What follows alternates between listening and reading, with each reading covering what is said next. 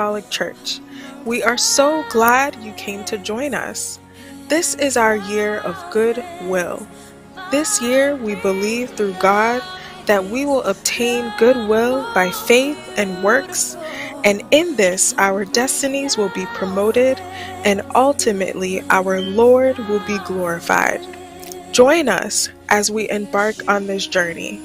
Our purpose is to intentionally bring people of all nations to Christ and systematically shepherd their holistic development.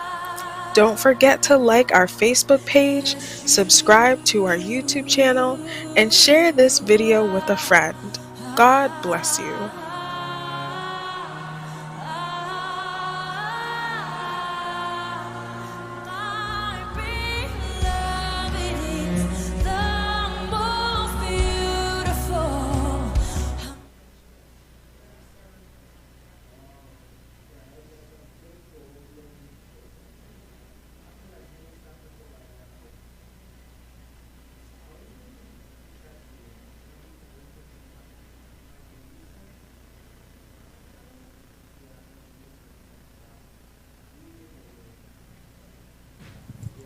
Amen. Greetings, fellow believers. Welcome to the Bethsaida Christian Center of the Amen. Apostolic Church. All right, so We we're are going to so start glad praying. you came We're to going join to thank us. God for This is our year yet another of day, good. another Tuesday, for bringing us into His presence.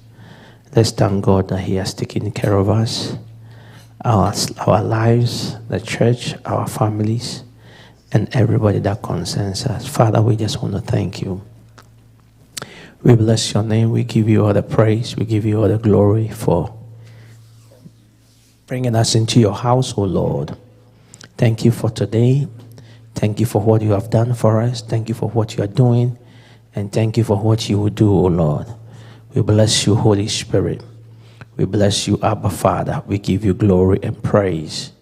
We thank you, Lord, the giver of life. We thank you, Lord, the sustainer of life. We bless your name, Holy Spirit. We honor you, O Lord, in the name of Jesus. Let us pray and commit ourselves into the hands of God. If you are watching us via social media, I want you to pray and commit yourself into the hands of God.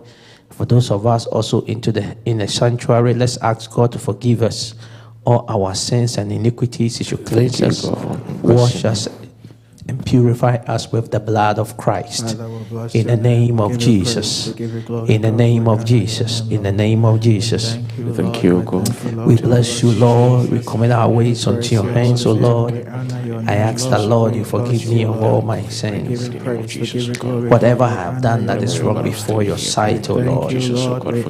Cleanse me and wash me and purify me with the own blood. With your own blood, in the name of Jesus. With your own blood, in the name of Jesus. Whatever I have done that is wrong, spoken word that is contrary to your word, imagination and thought of my mind and my heart, I ask the Lord, forgive me. Forgive me, O Lord, cleanse me and wash me and purify me with your own blood, in the name of Jesus. In the name of Jesus. In the name of Jesus. In the name of Jesus. In the name of Jesus. Rale kose mane andolo mama. Rekalele basika branto koleano. Father, Lord God, I pray for your church. I pray for my family. I pray for people that are related to me. I ask that tonight, O Lord, touch every one of them, cleanse them, wash them, purify them with the blood of Yeshua, in the name of Jesus. Anybody, O Lord, in the church, I pray that you forgive them their sins. You yourself will wash them and purify them with the blood of Jesus Christ. In the name of Jesus, I ask the Lord, strengthen them, strengthen them, strengthen them, strengthen them, strengthen each and every one of us. In the name of Jesus, touch us, O Lord, cleanse us, O Lord, purify us, O Lord, with your own blood. In the name of Jesus. In the name of Jesus. In the name of Jesus. Ya so tayanele ya In the name of Jesus. Let us pray and committing ourselves into the hands of God, whatever we are coming to study tonight. Let's pray that the presence and the power of God will lead us and guide us. We'll be led by the Holy Spirit in this discussion and this Bible teachings in the name of Jesus. Father, Lord, lead us and guide us, O Lord. Let's pray, committing the teacher into the hands of God. Let's pray that the power of God will flow through him. The presence of the Lord, the knowledge and the wisdom of God will come through him to the benefit of his church tonight. In the name of Jesus.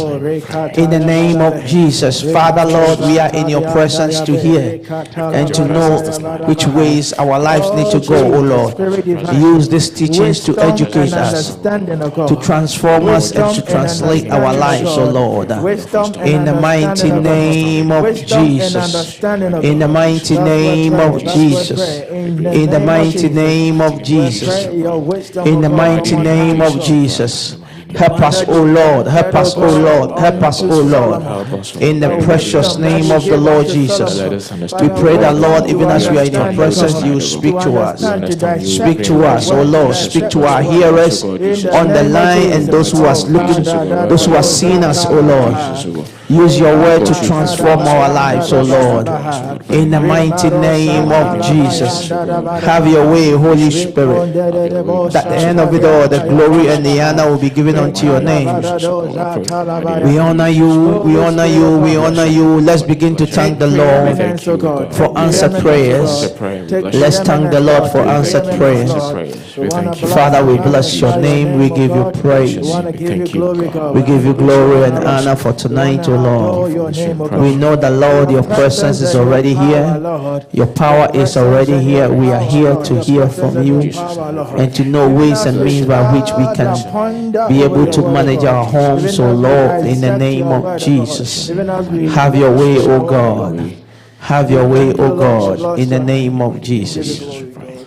Father, we thank you. We bless your name. We give you praise for such a wonderful day like today. Father, Lord, we honor you. We bless your name. We commit our ways unto your hands. We ask the Spirit of the Lord, you take charge and control over whatever we are coming to study tonight, O Lord. We pray that your Spirit will lead and guide us to understand and to walk with your word. It's one thing to just listen, but it's another thing to also listen and walk with it. It's our prayer that at the end of the day, we'll not just be hearers, but we'll be doers of whatever we're going to be learning. We honor you and we bless your name in Jesus' name. Amen. All right, let's welcome our elder. Thank you very much, Brother Isaac. God richly bless you. Yeah, but keep that with you. Thank you. Thank you very much. We thank God for the lives of everyone that is here in the church premises with us and those online. We have had this kind of Bible studies when we started years back, and then the pandemic took over. And it's great. We're back here again. We want to consolidate it, be able to communicate and have a discussion more directly as opposed to the panel. So if you're home, you want to make it a point to begin to reschedule your time in order so you can make time for this. This is going to be strictly 7 p.m. By 8:15, we're out. We'll try the best we can to moderate our time. We don't expect that we're finishing everything within that day. If we're not able to finish it, and that's why there is the going concern, right? We'll come back again. Next Bible studies, we'll discuss it. This is a very important topic we'll be looking at, the Christian home. We're discussing that, and it's going to be a series we'll be taking on until, and then we'll hope for God's guidance and direction so that we're able to assimilate and understand and make a clear distinction in what God really wants to teach us as far as a Christian home is concerned. When we say Christian home, when we say a home, the first question I want to look into, or that drops in my mind, is what you're thinking. If people can be able to monitor the social media for us, those on Facebook, and then one can also be on YouTube. so that we can take questions and engage with them as well. So it's not like we're just standing here like any Sunday and preaching, but we really want to engage. In as much as we want people to be here in the house of the Lord, the social media is not going to get truncated, but we want to fill the house of the Lord and have that participation in the discussion so we can ask questions. A lot of the times we would understand that as far as a church is concerned, the units of the church is made up of homes. So the subunit, the embodiment of the church in itself, the units in it are made up of families. So you're looking at a home, just as you would define a church as the unity of believers as against the building. We're looking at a home in that same context. That's the subdivision of the church in itself. It is not, one would be asking, oh, we're talking about maybe marriage. Yes, marriage may be embodied, it will be embodied in the Christian home, but that is not the focus. The focus in itself is the home, the subunits of the church. So you see the church, Jesus Christ came, he died for our sins, for you and I. He connected himself with us. And that is why there is this old song that sings, I'm married to Jesus. When you're married to Jesus, there is a home which makes up the church. So the church in itself is a home to begin with, and then the subunit of the home church is the families where you come from. You sleep every day, you wake up every morning, and you have that sense of belongingness, that sense of connection that brings you together and still unites you with the large family, which is the church. And that is what we are looking at. So we're going to start, like I said, we're not going to do, I'm not going to stand here and preach all through, or I'm not going to stand here and be the one talking all through, but what I'm trying to do is to moderate a discussion. And you can ask questions, and I'll be asking questions as well. The sections of it, the first question I'll be putting out is, what or can you, in your own opinion, explain what a home is? When you hear the word home, what rings in your mind? No answer is wrong. No answer is perfect. I will take any form of answer. The goal is for us to redirect and come to an agreement as Christians in order to direct home what a Christian home should be. Hallelujah. Amen. I think looking at our current dispensation and everything that is going on in this world, I happened to watch the news a little bit when I came home, and they're interviewing these people from Ukraine that are trying to cross the border into other nations, either to Poland, to all these neighboring nations. And this lady is sobbing. And all that she could say was, we are in our homes, but now, because of war, we have to go and live somewhere. Our own home where we feel comfortable. Our own home where we don't lack anything. So, to answer your question, in my opinion, if we say home, I believe home is where you have comfort. Home is where you have your peace of mind. Home is where when you come, you can be yourself, where nobody is after you. Home is where you can lay your head after a long day. Because some people are walking in the snow right now. They don't have anywhere to lay their head. So I would say they don't have a home.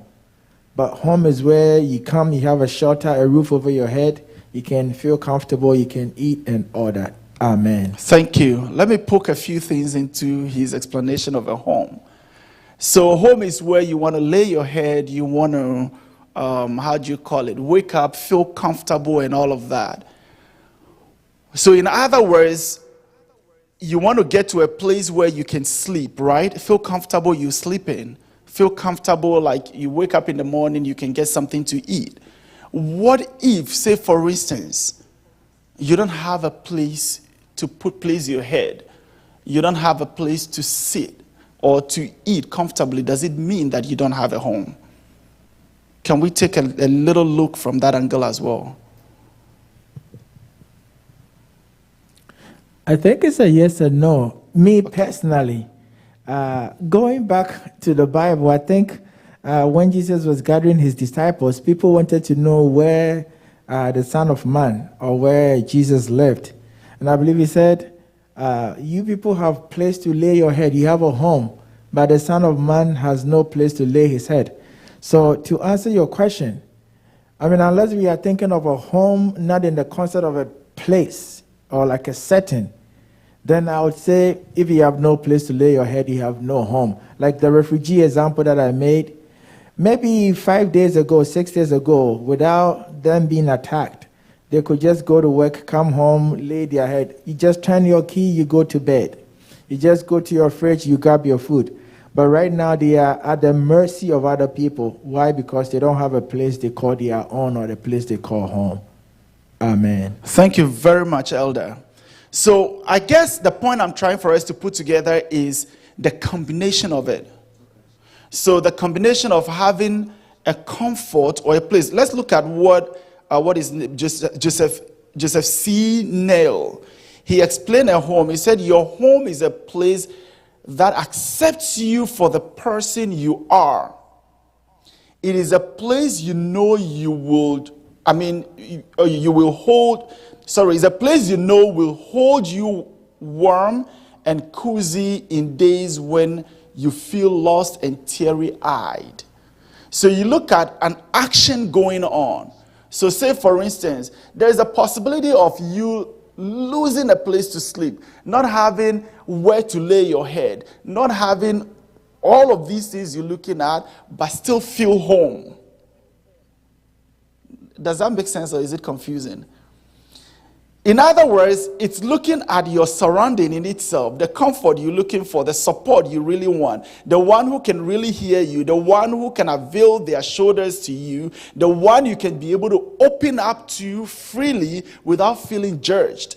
So in other words, you go out and anybody else can judge you. Anybody else can make you feel any way or any form you want. But at the end of the day, when you run back home, you feel that sense of acceptance. It feels like you found refuge.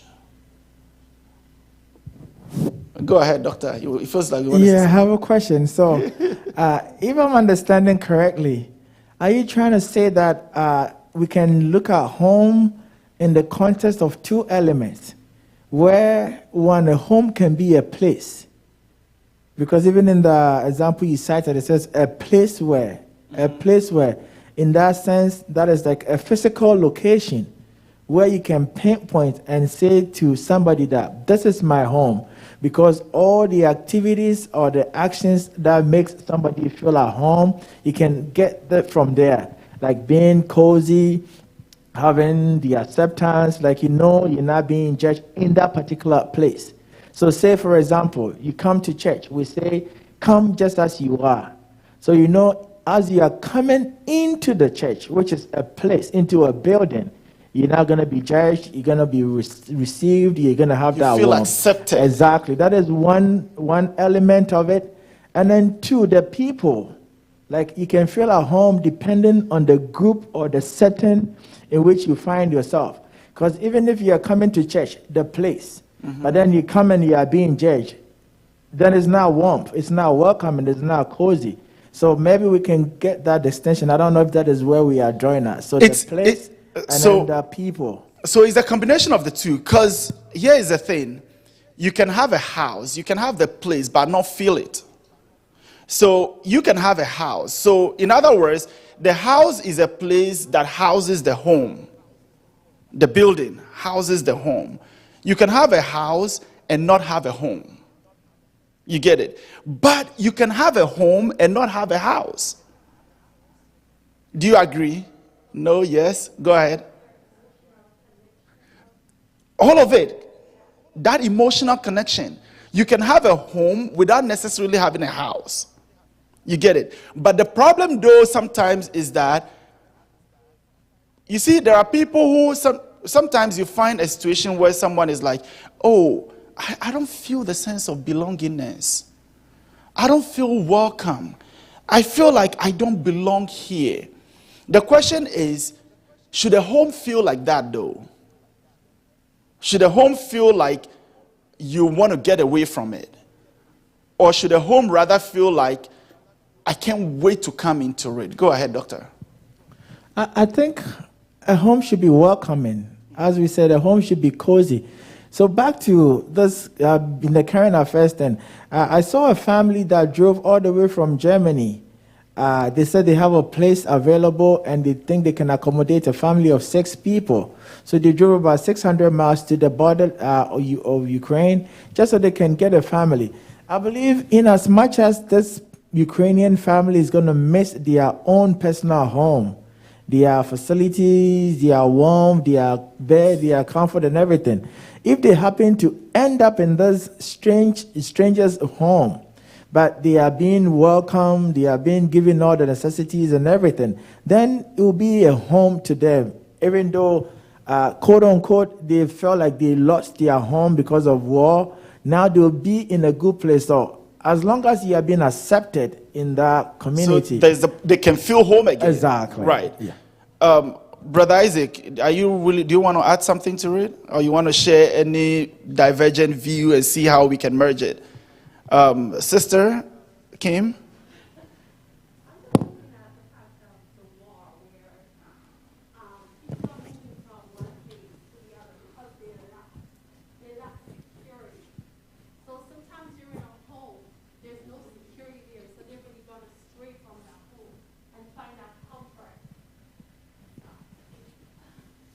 And find that comfort. It could be in an environment that is away from home.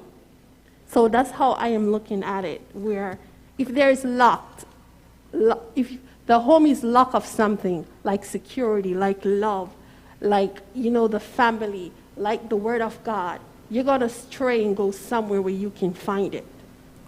So you just delved into a direction I want us to talk about again. The characteristics you're looking for in a home. What are the things you'll be looking for to make you feel at home? And it is one of the things you just mentioned.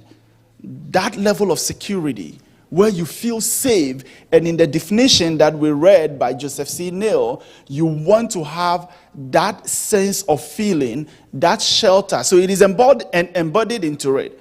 So of all of those things, in other words, if one thing is missing, or a tiny little thing could just be missing, and it throws off the concept of a home. You get it? Which is why it is very important for us to be able to get the fundamentals right, so that as we delve into the discussion of the home, we're not found wanting. So it is very important to us. And then one will be like, there are a few hymns I did put in here, and if you're not careful, you'll be like, Elder Elijah, so much with... But if you pay attention to the lines of those hymns, one by Mylene Hayes' family, he said, God give us Christian homes where the Bible is loved and taught, homes where the Master's will is sought, homes crowned with beauty of love. With beauty your love has wrought. God gives us Christian homes. Then you compare that to the first verse of Barbara B. Hart, which writes, he said, "Oh, give us home built firm upon the Savior, where Christ is loved, where Christ is head and counselor and guide." So in other words, you're looking at a combination of a home that needs what? A head, needs what? A counselor, needs what? Some guidance and a direction. Now in that direction, it leads you into the components of what Sister Kim started introducing, where you discuss or classify or talk about the qualities of a good home. We're looking at what to look for. So I have a question. Wait, like this is very loud. This is rather the best. It's too loud, right? This is rather the best. Yeah, take this one. So as you are talking about the home and God gives us a home, I'm not sure if God gives you a home or you make your own home. Because if God gives us a home, then it will be very partial on God if your home is better than my home. So my thinking is you make your own home. Because God is not partial. So if he gives you a better home, than my home, then I will go and question him. So as you were reading the poem, that's where I'm getting it from. Right. That God gives us a home. Because I think you have to make your own home. If this church is a home, then we have to make this place a home for people to dwell in and people to come in and feel safe. That's not the responsibility of God. That should be our own responsibility. We have to make this place a dwelling place for people to live in. That's how I see it. I don't know what other people think. I love that provoking thought. And we're going to, I love to see that, so we see how best we merge into it. A typical example. Because, go ahead. Yeah, again. because it is when you invite Christ into the home, then he comes and dwells in the home. You can make the home, you can make it a home where, Buddha is the one that is living in the home. Or, Muhammad or whatever. You see what I'm saying? So I think that the home itself, you have to make the home. It is not Christ that gives you the home. Thank you, Brother Isaac. I appreciate that. But again, that is the more reason why, and I like the fact that you provoked that thought. And that is why we said Christian home. And the poem is more like a prayer. It is our wish. In life as Christians, right, we always pray to God in a sense of direction as individuals. God, give me the grace so I can prosper and be in good health. But then at the end of the day, you realize that Brother A is prospering, he's so much rich, he's so much in good health compared to me, who is also praying the same prayer. So to answer your question or to add to your provoking thoughts or your thought-provoking statement, at the end of the day, you realize that we still make what we pray for. So we pray and hope and work in that direction. So, oh God, I want to become a nurse. Guide me and grant me the grace so that when I become a nurse, I would prosper. You decide to want to be the nurse with that determination and you become the nurse. God, I want to be a pastor that pastors a large congregation that believes solely in you and believe in the saving grace. Okay? And now you, the pastor, you've prayed and you're asking God for that guidance, but that is the specific steps you lead. You lead onto that step. And that is why, so you'll be asking, how come we have a scripture like 2 Timothy 3 verse 5? What is the coronation? It says, having a form of godliness but denying the power thereof. From such, turn away. What is the correlation? Exactly that thought-provoking statement. The point is that at the end of the day, there is home. You make a home, you build a home. But what direction of the home are you building? What direction are you leading in the kind of the home you are leading? Is it a home where you're placing God as the head, the counselor, the guide? Or a home where, like you described, that of a Buddha or anything you're looking at, or just the fact that you have a house, you're married to a woman who is very courteous, respectful, and hardworking, you deliver a child into the home or into the house, and everything goes. I don't know if we're driving home something, but Brother Isaac, I want us to have this dialogue. Let's see how the direction we can lead this into. And I want for us to be able to see how best we can guide this discussion in a way that drives home what we're looking to see. So now you go back and look at the question that I did put out there. What are the qualities of a good home? What are the things you expect? So going back to Brother Isaac again, you make the home you want it, you really want. So then what would be the qualities you're looking for? What do you expect for someone to see in order for them to say that, oh, this home is not a Buddha kind of a house, or this home is not just a home, but it is a Christian home as we want to talk about? So I have a question. Go ahead. When we say qualities of a good home, Does that mean a good home is a Christian home? I just want that. Yeah, I think for this context, yes. In this For this context, yes. But I want us to look at the home in itself.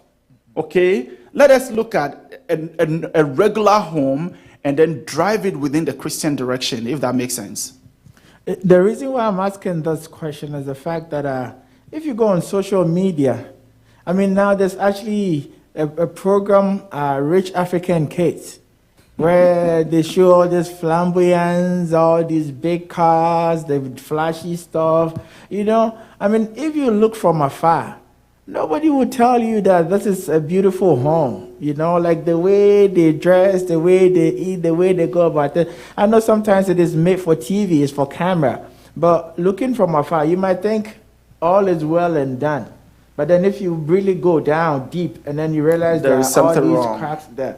That's why I'm asking if we're looking at these qualities and then we are just saying that they are the same as a Christian home. No. For all you know, a Christian home might not see all these things that they show on TV, but it is still a Christian home. So how can we differentiate between a good home, a Christian home? You know, that's where I'm drawing at.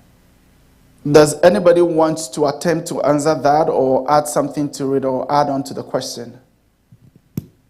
Does anybody want to add on to it or attempt to answer it? Brother Isaac, go ahead.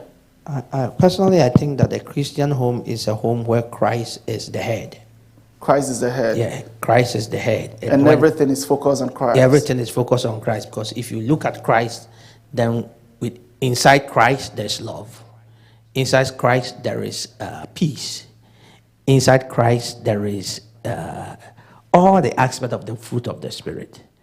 You see, so if we want to focus on a Christian home, then Christ becomes the head.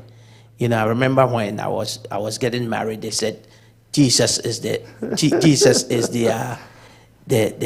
center, okay, and you, the husband, you are here, and then the wife is here. So all of us, we look up to Jesus. Look up to Jesus, Yes. and move in that direction. So Jesus becomes the head. When Jesus becomes the head of the Christian home, then all the attributes, all the qualities that Jesus' lifestyle portrays must be found in that home. So example, you did mention love. There has to be love there. And you know, and we'll be looking back into that. It will throw us back into the series we just ended. Yeah. You get it? All these are the qualities you're looking at in the home. But I like to want to be able to throw that out there. And a question like the question you asked, that brought us back to where we are at now. I like to hear that a lot more so we see how. So you're going to play a special role. Your role is to be throwing in those thought-provoking questions. Try hard and help me with that. Brother Isaac, try hard and help me with that. Like, come from, I don't want to say the devil's advocate, no. But try very hard to provoke thoughts like that. That kind of gingers people to want to be like, okay, I see that, but where do we go from there? And then see how we redirect that. Actually, when we were about to begin, I was looking at the difference between a house and a home. Okay. That you can actually buy a house, Right. but you cannot buy a home. See, you can buy a house, you know, a structure, 250,000 in this neighborhood. That is your house. But for the fact that you have a house doesn't mean that you have a home. Okay? This is the direction I'm trying to, and that's why I want you to stay where you are. Don't shift, because it's helping the discussion, and the goal is for everybody to be able to grasp this. But you know the funny thing, though. Go that ahead. A lot of us look at the house that somebody has, and we end up jealous in the house. You know, he has a house on the beach. The house looks beautiful. The house looked nice. But me too, I have a house like an apartment, and I don't like it. You know, but I don't see that I don't value that house as a home. But I'm looking at somebody else's house that maybe they have a beautiful house, but there is chaos there, and that is what I want. And even to add to that, the example You know? that Dr. Kojo gave, like these social media, whatever they're giving with rich kids and all of that. The question is, and he landed it. That is why I didn't really hit hard on it, because he went back to conclude that at the end of the day, you're seeing all of these things, you're loving it. And maybe if you're not in that position, you're like, how I wish I'm in that house. How I wish I belong to that home. How I wish. But at the end of the day, you may end up finding yourself in there and you're looking for therapy somewhere. You're looking for ways to be able to solve your problems in one way or the other. There is a lot of things that is going on with you. You're never happy.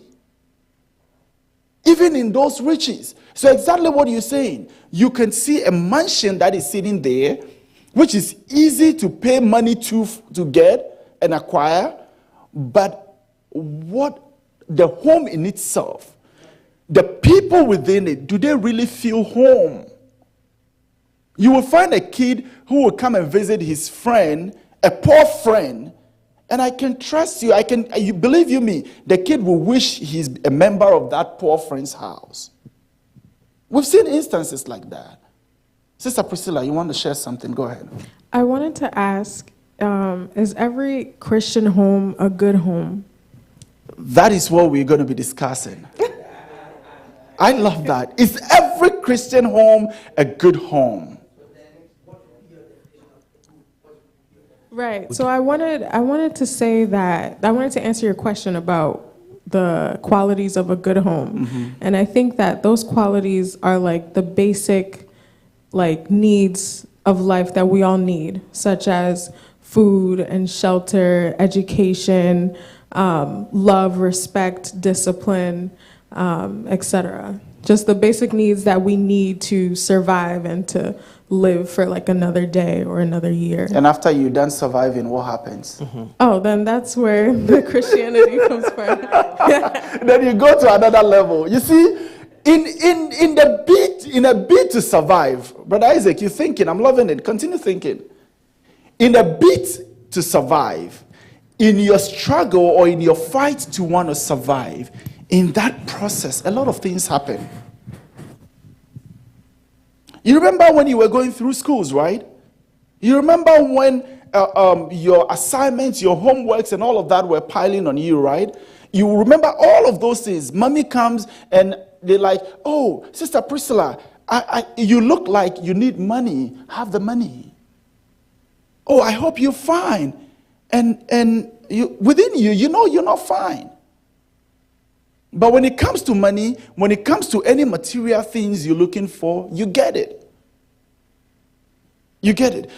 So the point I'm trying to make is that between one process from one stage into another stage is a survival period, right? In that transition of the survivor, a lot of things happen.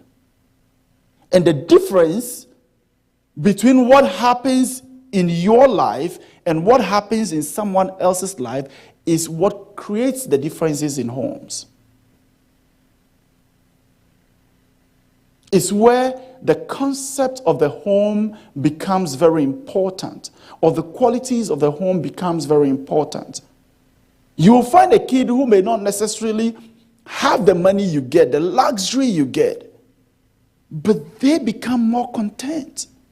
Their emotions, everything are being addressed. Like they know what to do. And they're fine. You have all the money, you have all the riches.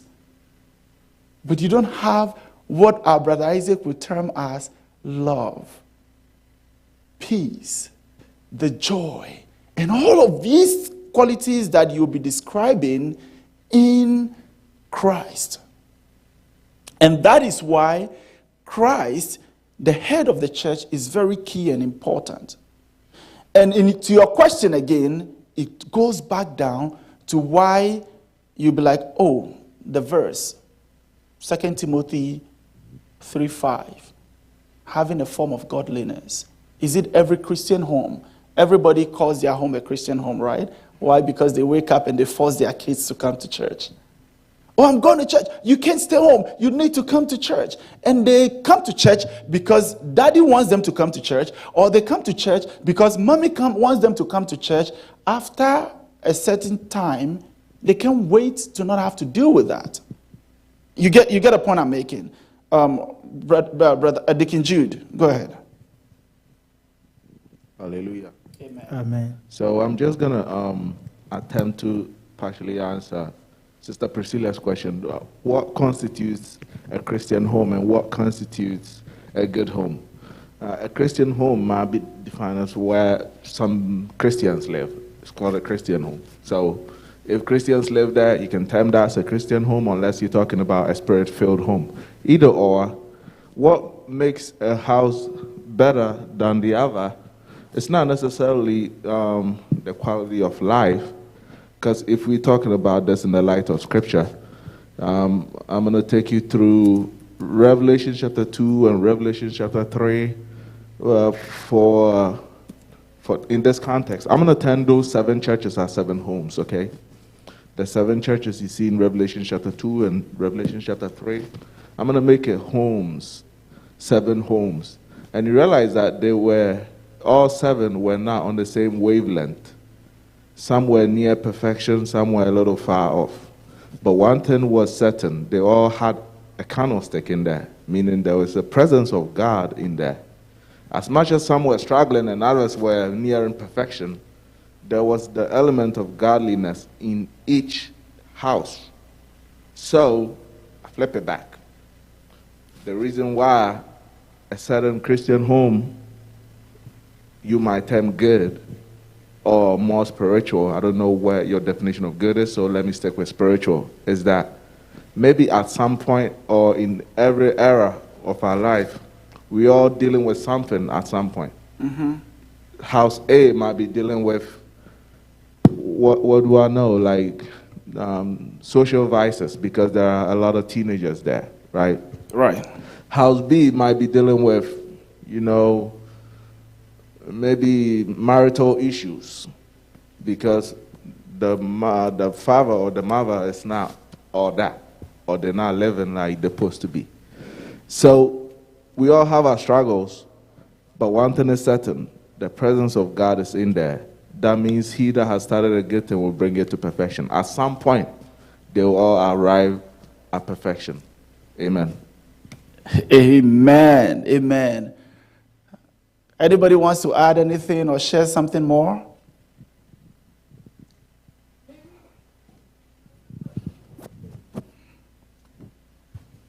Maybe I should put context to my question. Yes, so, that will help.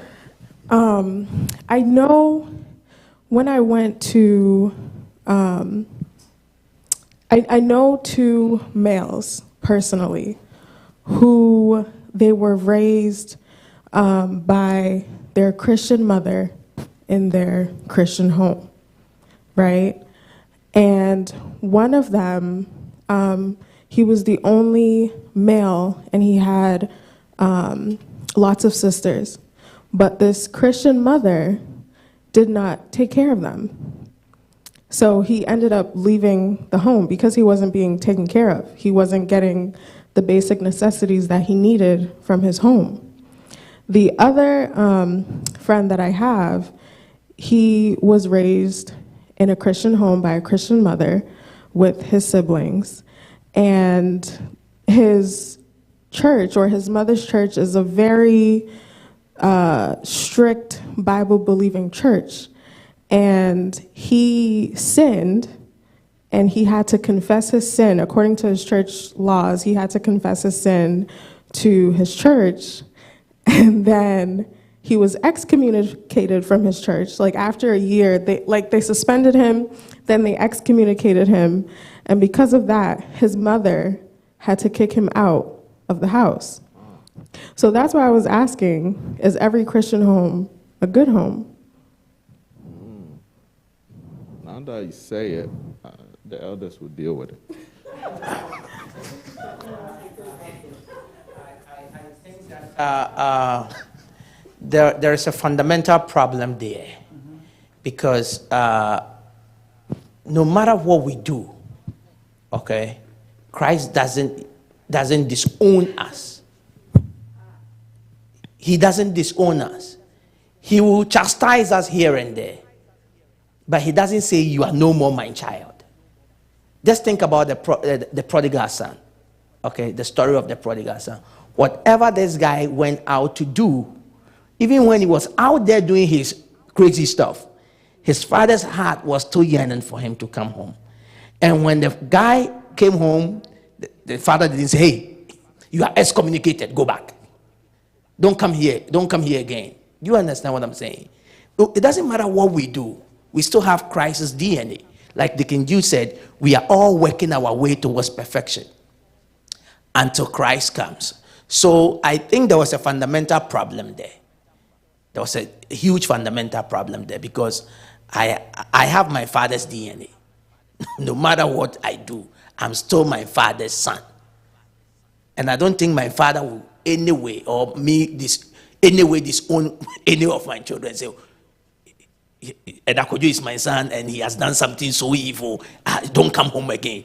You are no more my son. Let's go from the context of the possibility of doing that, because people do that. So I'm not saying that your father would do that, but let's accept that that is possible, and let's come into a certain discussion. But Auntie Kim, go ahead. No, I'm agreeing with what Brother Isaac said. Right there in that situation where with the two family, I think with the person kicking the son out, that is like judging. And right there, I look at that person's not really following the word of God. Yeah, because right there, you're judging him. It's your son, but who are you to judge for his sin? Nobody has that upper hand but God. And for the other scenario where you said the other one left the home because the mother was not providing, that one is just like, as I said earlier, whenever a home is locked something, they're going to stray, go somewhere and find it. And that's what happens to the son. He's trying to find where he needs the necessity of the basic that his mom cannot give him. And right there, it's you can grow your child in all the word of God. It's up to them for them to follow it. You cannot correct. force anyone to follow the word of God. Yeah. As the Bible said, everyone have to stand before His maker. his maker and confess their own sin. So that's what my thought is from it. So I have a question. Have an answer. Good.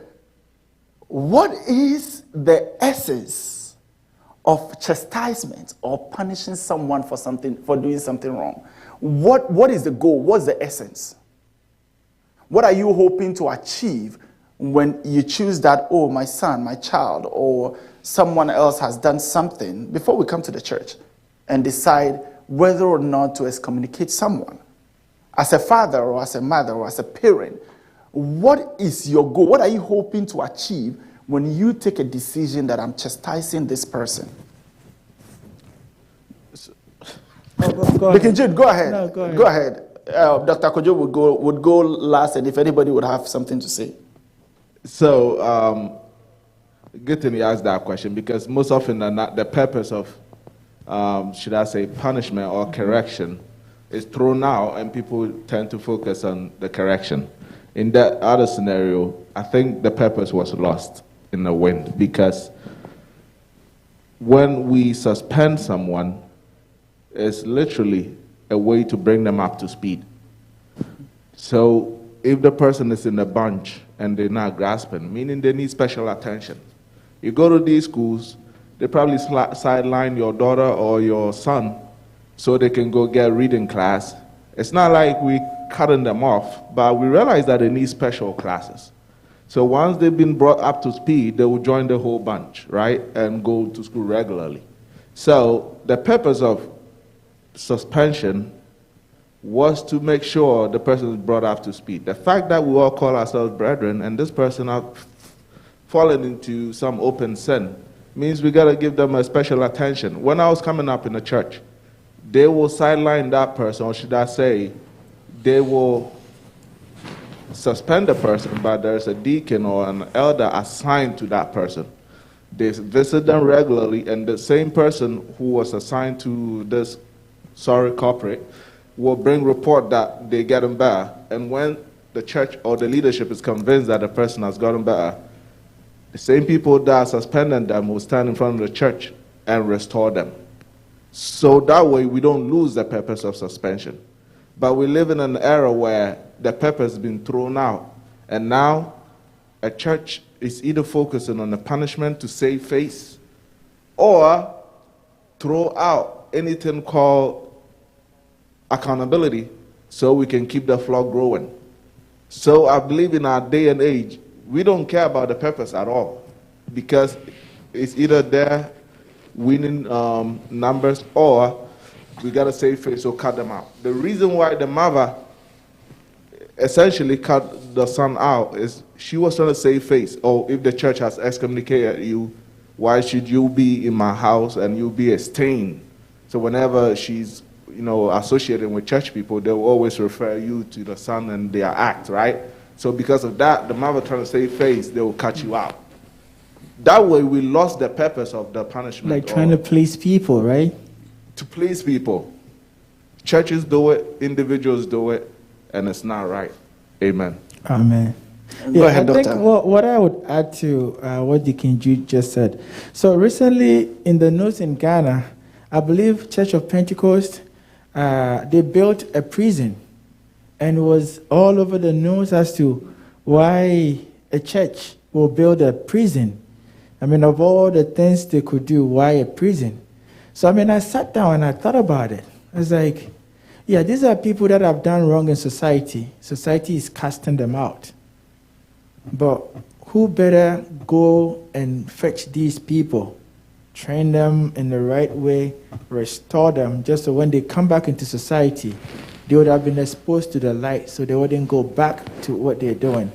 And the reason why we chastise people or we correct people, I would say, like as parents in the home with our children, innately, like within us, we are prone to do bad things. Children will do things, and then you wonder who taught them to do what they are doing. They might see the right way there, but they will choose the wrong thing to do. So if you keep watching them and pretend as though, oh, I'm not going to say anything, next you know they will graduate from one to the other. So the need for correction is to let them know, whoever that is, know that whatever path you are on is not leading you the right way. You might want to just check your steps. And back to the church, like Deacon Jude said, it's gotten to a point where the church has to be very careful, because we are either on one side of the spectrum or on the other side of the spectrum. But I believe personally we should find a balance between the two. Is either we would not preach about sin, we would not mention sin, and I would just watch people do whatever they are doing. I mean, it's gotten to a point where people can smoke in the church, and the pastor looks on, and is all over, making it seem as though it is good. So that is one extreme to the end, where because I don't want to lose my offering, the monies that are coming in and all that, I'll just help people do whatever. And on the flip side, people will just want to show, oh, we are the holiness people, we are the righteous people, so we will be in a haste to judge you, we'll be in a haste to kick you out, without giving any recourse for you to come out. Back in the day in the Apostolic Church, I've seen somebody brought in front of the church, being chastised, and you can see repentance right there, the cry, the tears, the pain in this person. And they are restored just the next Sunday, because you can tell that they regretted whatever they did. So we should find a balance between the two. Not think of losing members and therefore have them wallow in sin where we know the end result is not going to be good, or just being too judgmental on people without no recourse for them to really change their ways. Amen. Amen. You wanted to say something, Brother Isaac? Yeah, I was going to say that in my house, if I give somebody a timeout, it's just to serve as a deterrent or an example for the other person not to misbehave. Okay. So when we are being corrected in the church, it's not because the church don't like us, or it's not because the church hate us. No, it's the Bible says the ones that God loves, those are the people that God corrects. Yeah. So when I'm being called, I did something wrong, and the church calls me out and say, listen, this thing that you did, this thing that you did is bad. It's because they want the best for me. Right. That's how we need to see it. And also they want my life to serve as an example for others. So others don't also go and do what? The same thing that I did. Do you see? So, like Kojo is saying, we need to find a smart way of approaching this thing. Because if we don't do it well, then people end up not even coming back to church anymore. So you attempted addressing an issue here, but I want us to address it properly and narrow it down. So from what he's saying, he gave an example of the past days of instances where you call someone up in front of the church, you chastise them, and you see true repentance right there and then. Would you agree with me that you can barely be able to do that today? Especially in America. Would you agree with me Especially that you can barely be able to do that and achieve a good purpose? That's why I said we have to be smart in the way we do it. Right. So I think what the way I want us to narrow the conversation now is to bring us back home to our topic of discussion and the essence of the discussion, which will be our next focus right here before we end for the night. Now, over the time, Dr. Kojo, you're growing up and you're being trained in a particular direction from the family, within the church as a family, and you're beginning to understand your role from within the family and into the community.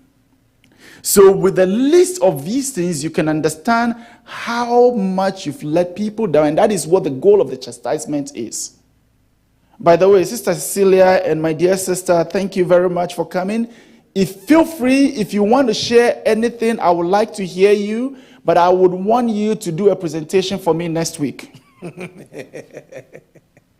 And I'll be giving you the topic for the presentation before we leave. And right next week, Tuesday, when we meet, right after prelude prayer, you'll be doing that presentation briefly in 5 minutes before we continue with the Bible studies. So the point I'm saying is that in our current dispensation, it is hard to do that. When you're not careful, by the time you're done, you've lost the person completely. I mean, eventually, in essence, the home is a place of love. Mm-hmm. It must be a place of love. So everything that we are doing in the home, the foundation must be love. Okay? If you are being punished because we love you. If you are being... You use the word. The foundation of every life is the home. And that is why the home is very key and important to every standard of life we choose to want to become or we become thereafter.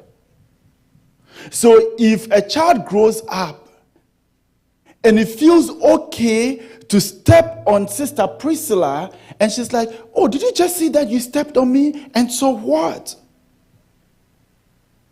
Or I kind of like walk out on you and say some hurtful word without feeling remorse or anything about it.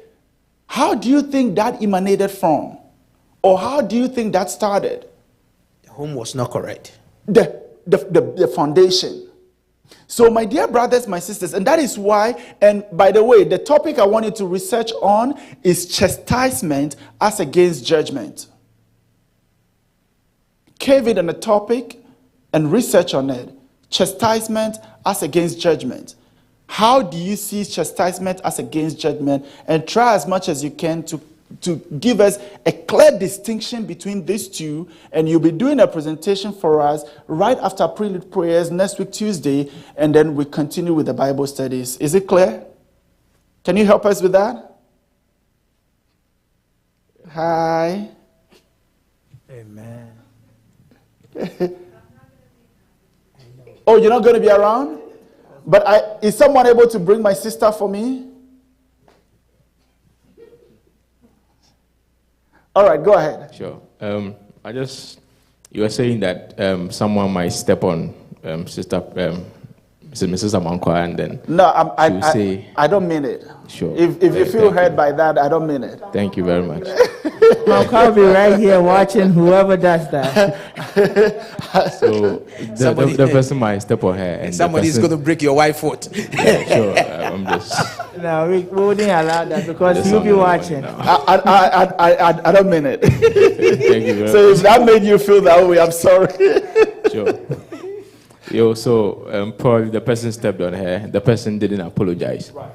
But then Brother Isaac was saying that the home was not correct. But can you also agree with me that some people act differently when they are home because they know that they will really be chastised or corrected at home, so they live a different life at home, and when they step out, they live a different life? How then do we put it together that we are making sure that whatever you are doing at home, you are doing the same outside, so that you don't live a double standard life? I like that. You want to address that, Doctor? I just want to touch briefly on it. Okay. I believe, I think a couple weeks back, we were having a discussion where we said, like, lately, even in the home, kids are not able to have a dialogue with their parents. And then I think at some point punishment came up. And then it says sometimes you have to punish because some of us, like from Africa, we were punished. And that's how come we are living the way we've been brought up. I mean, there's a good side to it, and there's also a bad side. But I believe the bad side is kind of more. Because, one, sometimes you punish people, they get to a point where they realize, hey, after all, you're going to give me cane, so what if, you know? There's some people, I've seen videos where they hear the little brother being caned, they go put on more clothes.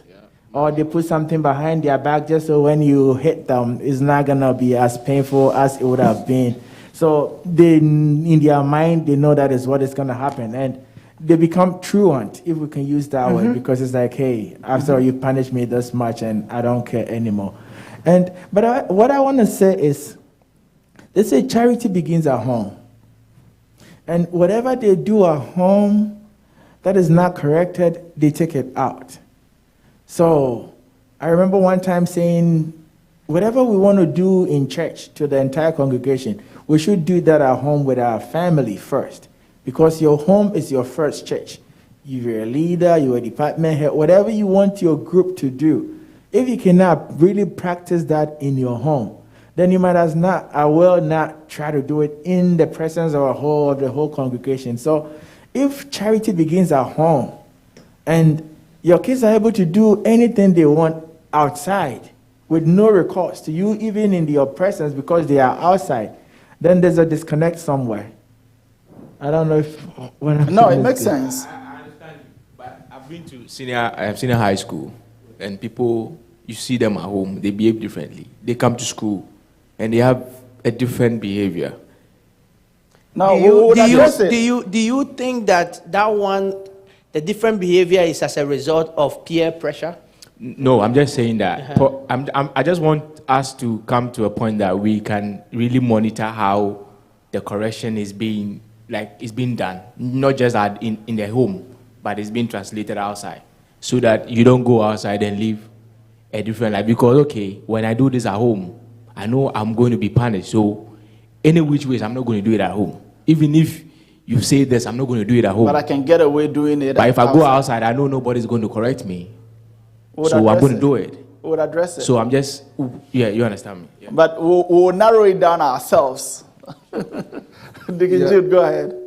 If I understand correctly, so I can relate to this. He's talking about a scenario where, especially, we both grew up in Ghana, going to high school, and a lot of people that during vacation at home, you can tell this is a church person, a pastor's kid or elder's kid. They behave so well because, tell you what, at home, the rationale for not doing the wrong thing is so you don't get caned.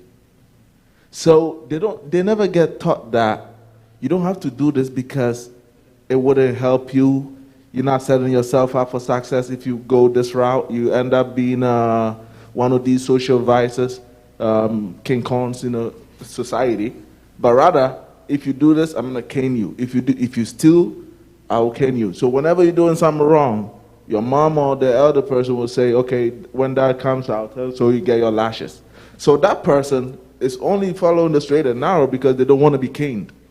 So whenever they are not under the roof, they know that there's no cane, so they can behave however way they want. So you see people living double standard. When they are home, super straight, they live a life that glorifies God, but when they're in school, because there's no supervision, there's no cane chasing them, they go over there and they follow rowdy guys. They do everything that you would not even suspect they're able to do.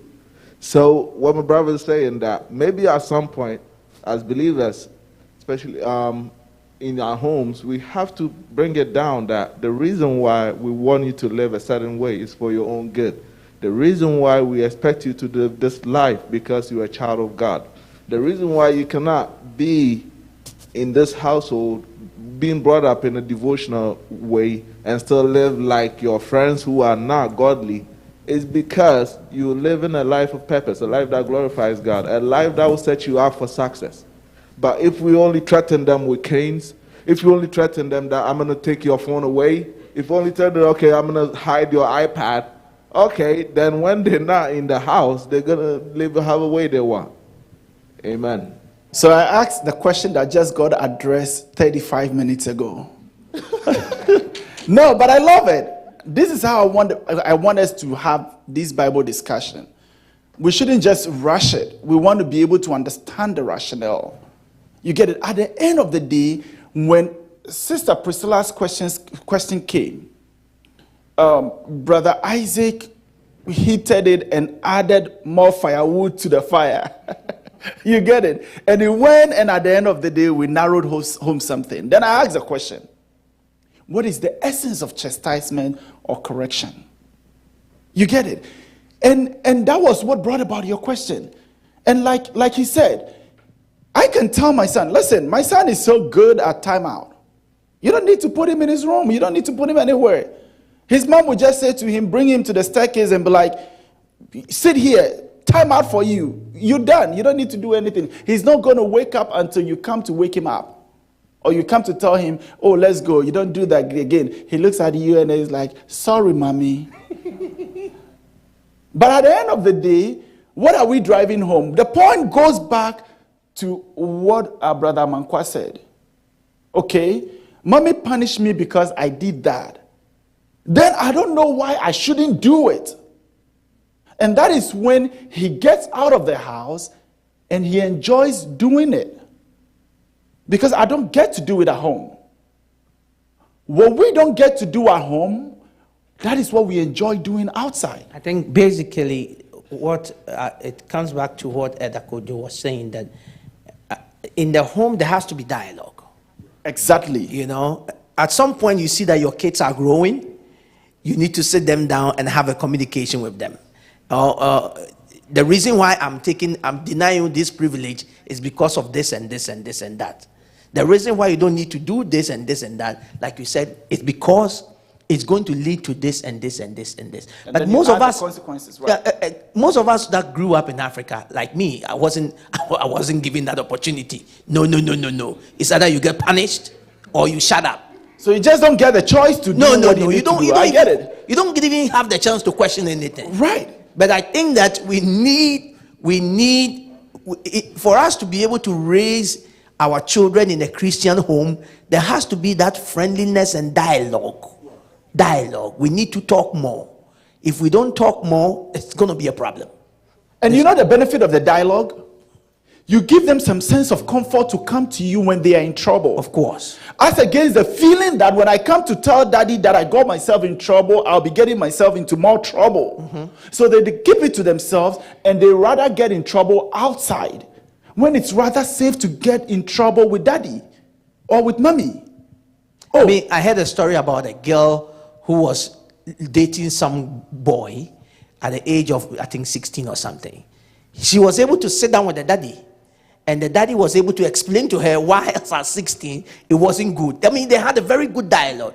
And the daddy was able to explain to the girl why at 16 years old it wasn't yet the time for her to date or to go out and date somebody. And the girl understood and said, okay, yeah, you know, that's the reason why you are telling me this. So maybe I'll have to wait a little. But do you know that even at 16, girls or children can feel comfortable having this discussion with their parents a lot of the times? Don't you think that it's also because of the way we, the experience we carry ourselves? And that is the point. That is why we're having this discussion. You were going to say something? Yeah. It sounds like you had a question, but it just got answered. Right? No, go ahead. No, go ahead. Don't be shy. Don't be shy. And please look on the social media if there is any question. And those of you on social media, I still have my question. I need someone to help me research on that, or else I will come find one of you myself, because next week Tuesday I need a presentation on that topic. Mrs. Amaka, you're not going to be punished. This way, you're not going to be punished. Go ahead. So, I think 2 weeks ago, on the Tag SN Zoom line, we had a talk about mental health, and we had like two professional social workers come and talk to us about our mental health, and it was stated in there that the emotional intelligence of Ghanaians or Africans in general is very low. Wow. Emotional intelligence, as defined by Wikipedia, is most often defined as the ability to perceive, use, understand, manage, and handle emotions. So I was just piggybacking off what Elder Kojo said about how there needs to be a dialogue. And maybe it's because the emotional intelligence of Ghanaians is so low, like they don't know how to handle their emotions. So instead of just talking to their child, they just spank their child. Or instead of just explaining to their child, hey, you can't do this because so and so, they just prevent them from going out or doing it again. Wow. We have just a minute. Hold that thought. We'll begin our conversation with that next week.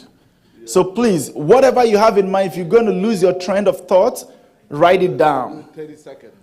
30 seconds, it won't be enough, my brother. I promise you it won't be enough.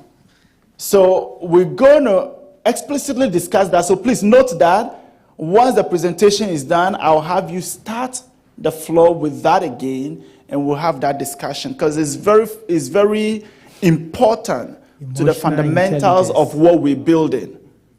The Christian home that we're building, this thought processing, I love that you brought it, and if you had shut your mouth and not said it, I promise you God would not have forgiven you. That was just by the way. So the point I'm trying to say is that if you have any thought in mind, don't decide to keep it to yourself. That is why we're having this discussion. Bring it out so it helps us expand our understanding as to why. And like Dr. Kojo said, we can go on and we can add, we can agree, and we can also disagree. And that is why I said to Deacon Jude to hold off, because by the time it's done, I think Brother Isaac would have his own side. I would have my own side. We have our own sides. But at the end of the day, God being so good, we'll still be able to narrow it. But that would be a broad discussion on its own. Okay, Deacon Jude, please forgive me. All right, thank you very much. Shall we please be on our feet? Our Father, we thank you tonight for the privilege of gathering. We exalt you for your power. We glorify your name because you have made it possible for us to gather here. And it is by your grace, O God. We ask, O God, that you continue to add unto us wisdom on a daily basis to be able to manage ourselves in the homes, ourselves as a family, and the church at large as a home, so that at the end, glory will become yours in Jesus' name. Amen. Elder Kojo. Shall we recite our motto and then share the grace? And they went forth and preached everywhere, the Lord working with them, his word with signs following. Amen. Shall we share the grace? May the grace of our Lord Jesus Christ, the love of God, and the fellowship of the Holy Spirit be with us now and forevermore. Amen. So next week, same time, 7 o'clock. And tomorrow, morning devotion, 5 to 6 o'clock in the morning. God bless you. God bless you more. Well, this year we believe through God that we will obtain goodwill by faith and works, And in this, our destinies will be promoted, and ultimately, our Lord will be glorified. Join us as we embark on this journey. Our purpose is to intentionally bring people of all nations to Christ and systematically shepherd their holistic development. Don't forget to like our Facebook page, subscribe to our YouTube channel, and share this video with a friend. God bless you.